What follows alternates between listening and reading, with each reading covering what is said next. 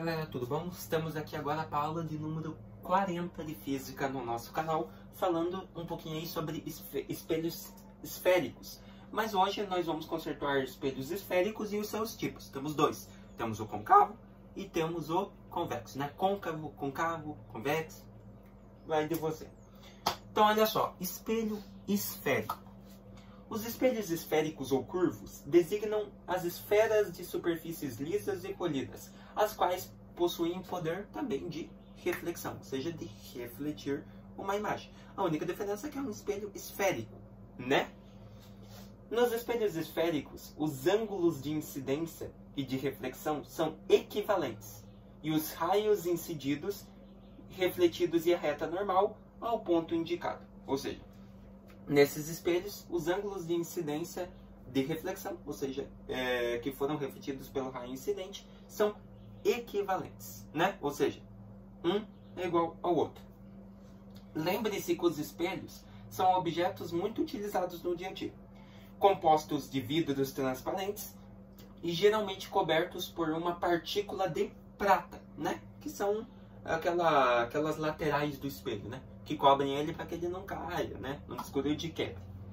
São classificados em espelhos planos, como nós vimos, e espelhos esféricos, ó, côncavos e convexos. Elementos dos espelhos esféricos, olha só.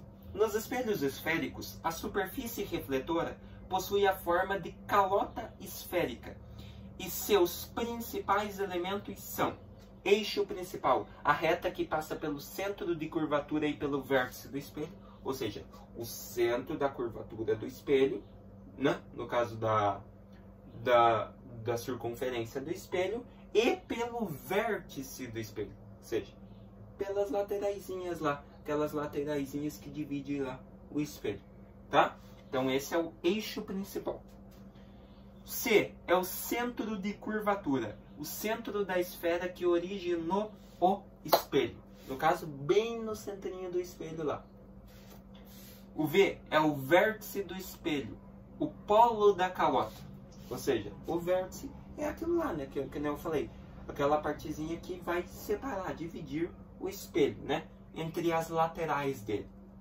O R é o raio de curvatura do espelho, o raio da esfera que originou o espelho, né? O raio de curvatura, no caso, seria do centro até uma borda lateral, o raio de curvatura.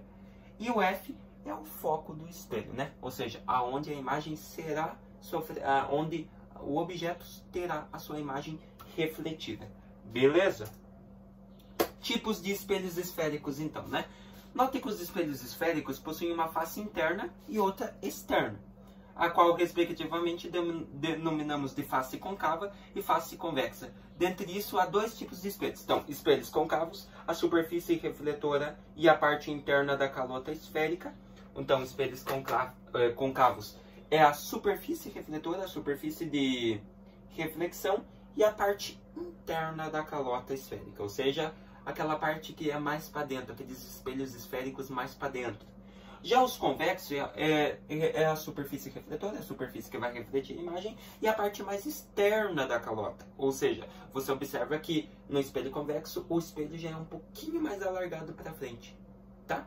Tô tentando colocar uma foto aí para vocês de cada um deles, ó. Então, aí vai espelho côncavo, você observa que ele é um pouquinho mais achatado, né? Para trás. Já o convexo, que está aí, e já é um pouquinho mais para frente, né? Você observa que a curvatura dele já é mais para frente.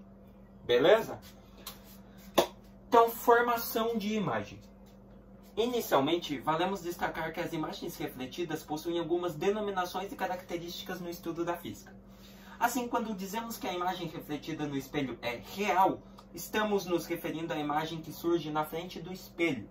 Quanto à imagem virtual, ela aparece refletida atrás do espelho.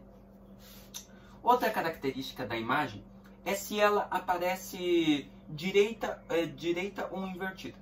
Assim, ela será direita quando o objeto e a imagem possuírem o mesmo sentido. Por outro lado, será invertida se os sentidos da imagem e do objeto forem opostos.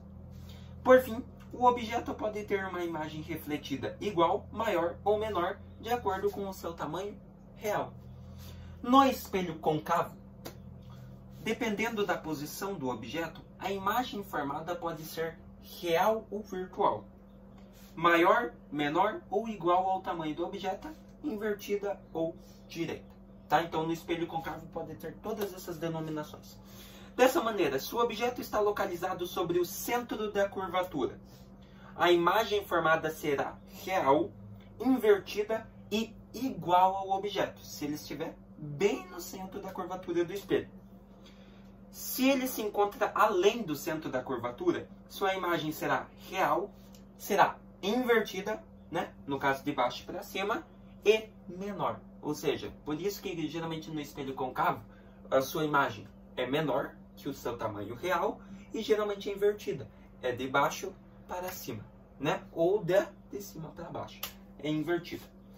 E se o objeto está entre o centro de curvatura e o foco, né, que é o foco refletor, a imagem será real, invertida e maior que o objeto. Ou seja, se eu estiver mais próximo de um espelho côncavo, tipo bem próximo dele, eu vou estar no centro.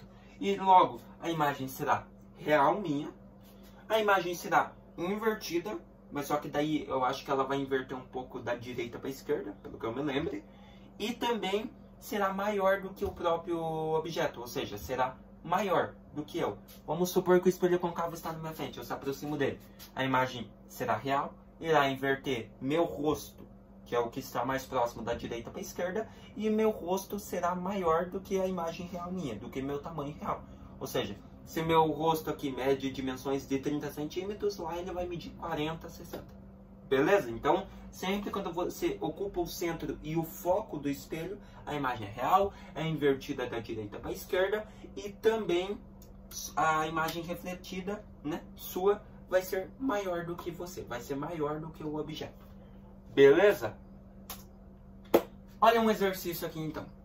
Certo espelho esférico côncavo apresenta raio de curvatura igual a 0,5 metros.